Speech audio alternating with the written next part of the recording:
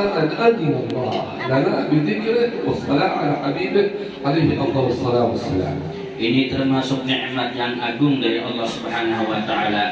Ketika Allah Subhanahu wa taala mengizinkan kita untuk berzikir kepada Allah Subhanahu wa taala dan juga mengizinkan kita untuk membaca salawat kepada Rasulullah sallallahu alaihi wasallam. وهو جل وعلا منه العطاء. لا يظن الإنسان أنه إذا صلى أو أطاع الله أن يمن على الله. قال يمنون عليك أن أسلموا، قل لا تمنوا علي إسلامكم بل الله يمن عليكم أن هداكم للإسلام. Sesungguhnya yang maha pemberi itu adalah Allah Subhanahu wa ta'ala. Sebagaimana yang telah Allah sebutkan di dalam ayat suci Al-Quran, kata Allah Subhanahu wa ta'ala, sungguh jangan kalian merasa nikmat yang telah kalian terima itu dari diri kalian. Tidak, sungguh anugerah itu dari Allah Subhanahu wa ta'ala. اجتمعنا في هذا الشهر الكريم شهر مولد الحبيب عليه أفضل الصلاة والسلام. Kita berkumpul di bulan yang mulia ini, bulan kelahiran Nabi Muhammad sallallahu alaihi wasallam. اجتمعنا على هذه التسمية. نسأل الله سبحانه وتعالى أن يبارك في هذه المولودة وفي والديها وفي إخوانها وفينا وفيكم أولادنا وأولادكم جميعا. Dan juga kita berkumpul di dalam acara tasmiyah ini, kita memohon kepada Allah Subhanahu wa taala, mudah-mudahan bayi yang barusan kita tasmiyahi diberkahi oleh Allah Subhanahu wa taala. Kedua orang tuanya mendapatkan keberkahan dari Allah Subhanahu wa taala. Saudara-saudaranya mendapatkan keberkahan dari Allah Subhanahu wa taala, dan kita semua juga mendapatkan keberkahan dari Allah Subhanahu wa taala. Begitu juga anak-anak kita mendapatkan keberkahan dari Allah Subhanahu wa taala. كذلك هذه التسمية هذه العقيدة من سنن النبي صلى الله عليه وسلم. وسنن النبي صلى الله عليه وسلم مقرونة بمحبة الله. قل إن كنتم تحبون الله فاتبعوني يحببكم الله. هذا اتباع للنبي صلى الله عليه وآله وسلم. Dan ketahuilah sesungguhnya acara akikah atau tasmiyah ini adalah salah satu sunnat daripada sunnatnya Rasulullah sallallahu alaihi wasallam. Dan setiap sunnat Rasulullah itu berbarengan dengan tanda cinta kepada Allah Subhanahu wa taala. Sebagaimana yang telah Allah katakan dalam ayat suci Al-Qur'an, katakan wahai Muhammad, jikalau kalian mengaku cinta kepada Allah Subhanahu wa taala, maka ikuti aku, kata Rasulullah sallallahu alaihi wasallam. فيما جرى إن الله اصطفى آدم ونوحا وآل إبراهيم وآل عمران على العالمين. Barusan kita mendengar yang telah membekori kita, yang telah membaca Al-Quran, ayat suci Al-Quran yang mana Allah mengatakan sesungguhnya Allah Subhanahu wa ta'ala telah memilih Nabi Allah Adam, telah memilih Nabi Allah Nuh, dan telah memilih keluarga Nabi Ibrahim daripada alam semesta ini.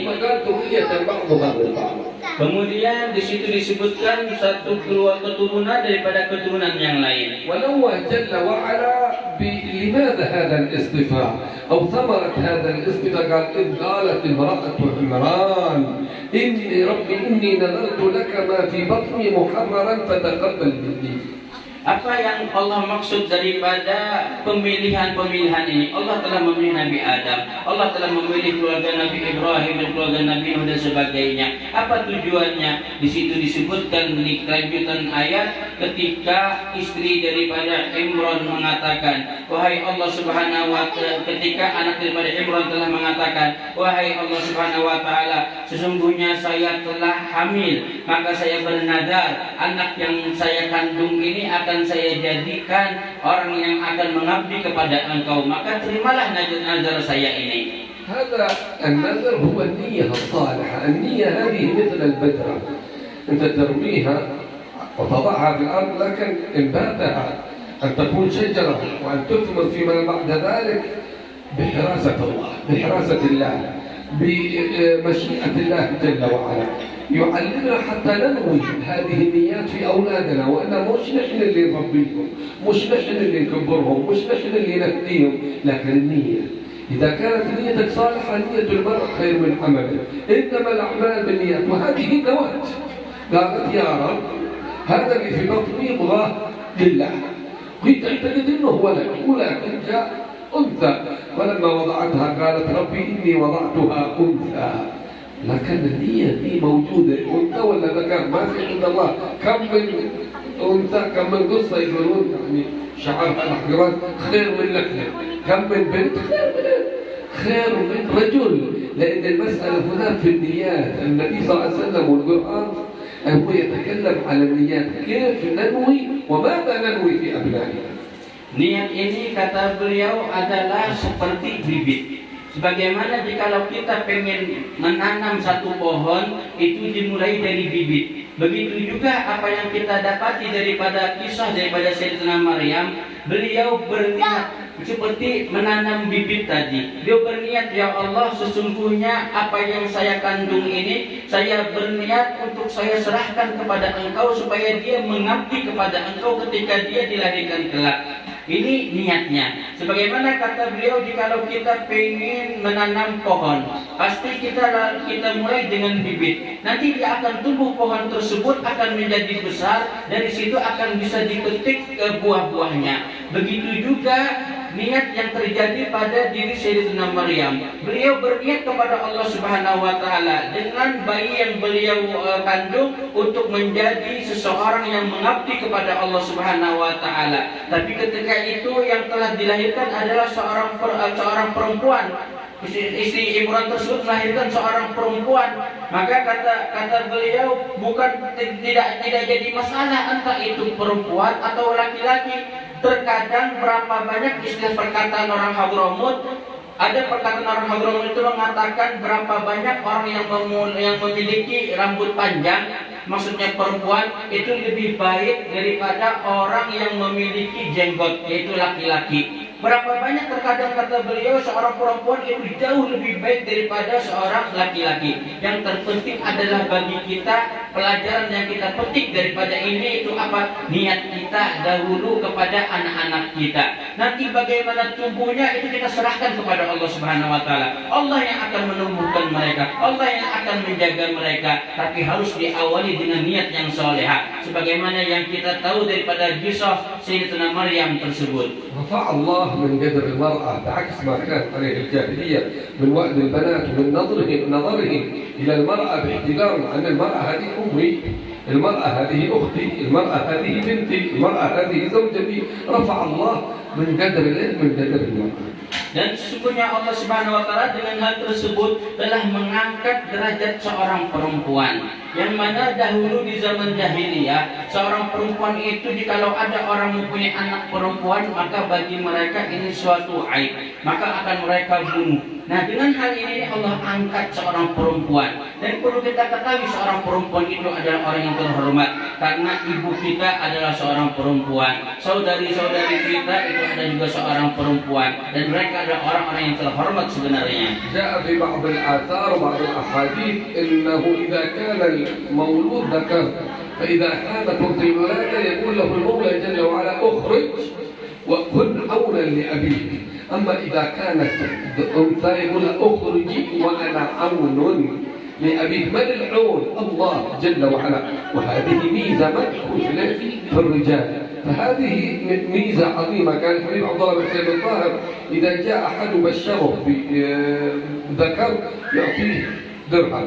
أما إذا جاء حد ذكر قال والله فلان جاءته بنت قال يعطيه درهمين. إنه هذه بشارة الله عون لهذه البنت ولوالد هذه البنت.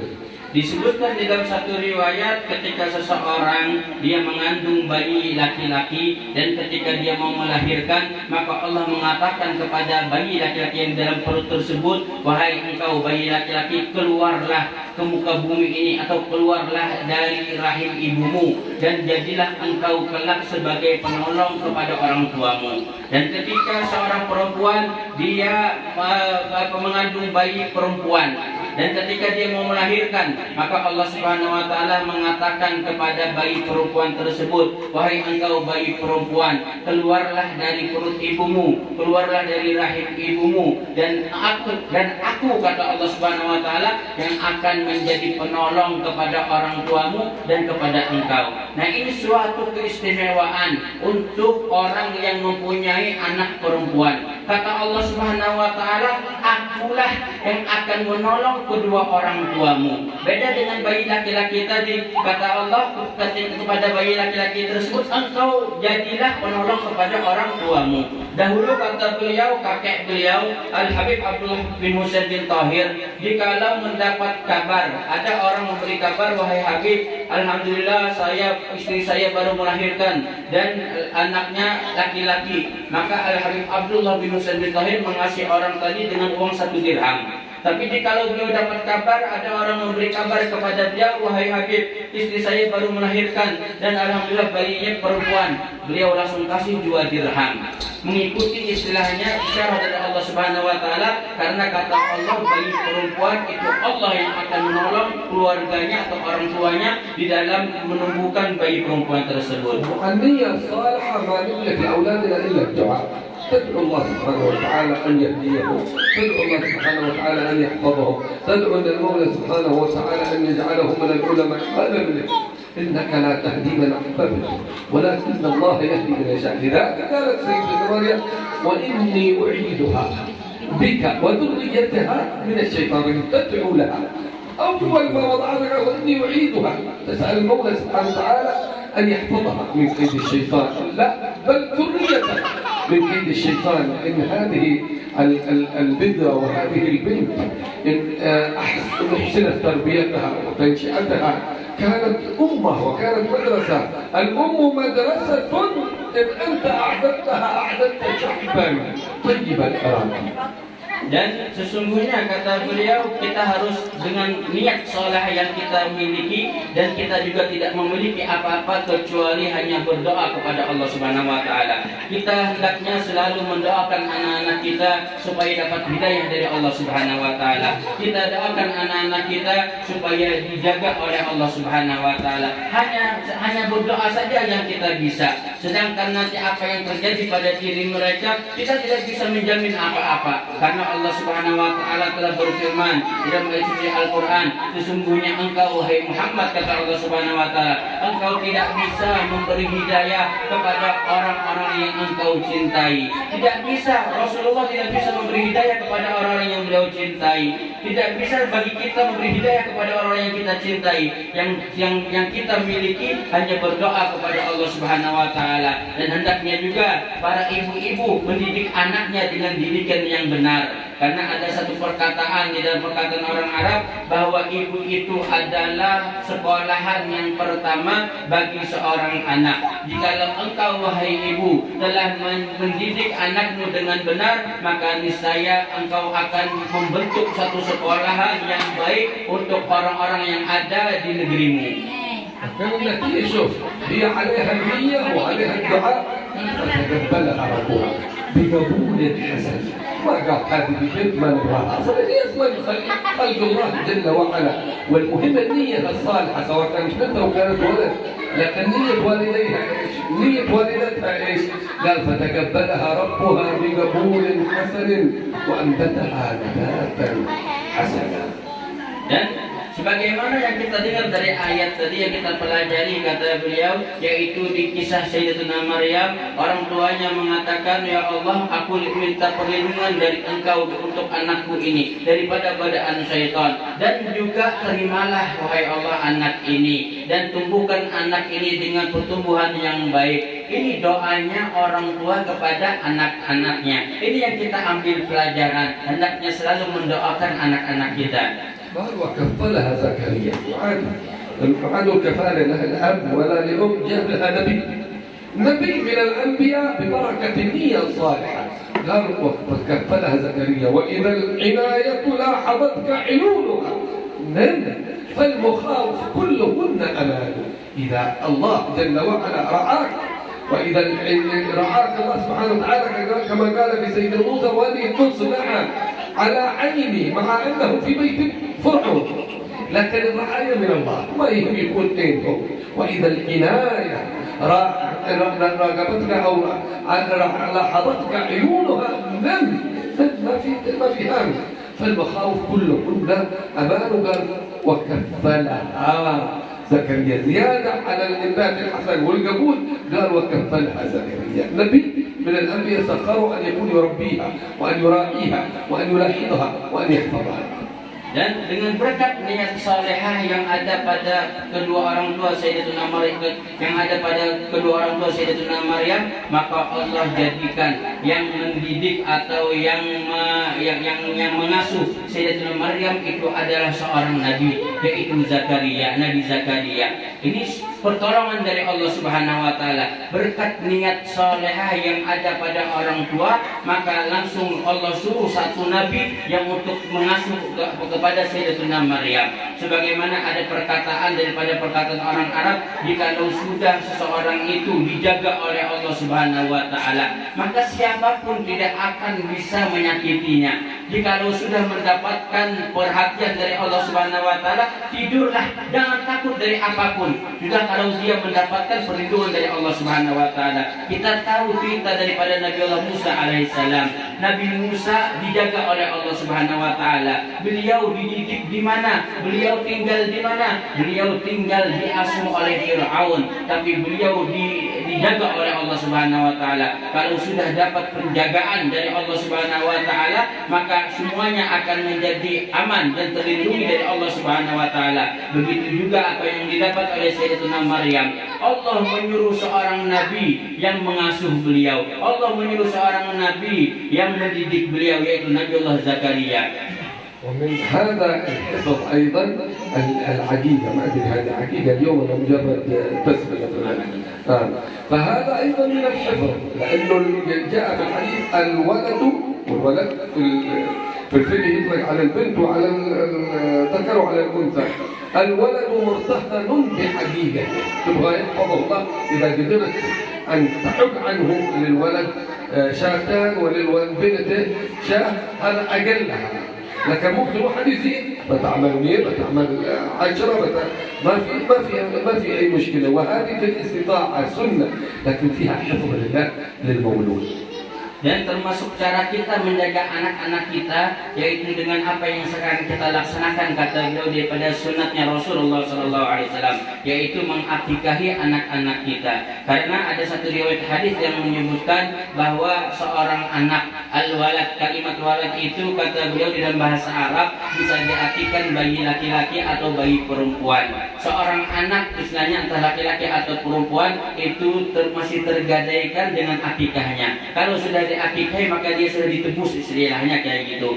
Nah, kata beliau dengan akikah ini sunat bagi seorang anak laki-laki. Jika kita punya anak laki-laki, maka kita memotong atau berakikah dengan 2 kambing. Kalau anak perempuan dengan memotong 1 kambing, ini minimalnya. Tapi kalau ada orang ingin mengakikahi anaknya dengan memotong 100 kambing atau 10 kambing, ini terserah, dibolehkan, diizinkan oleh syariat kita, agama Islam.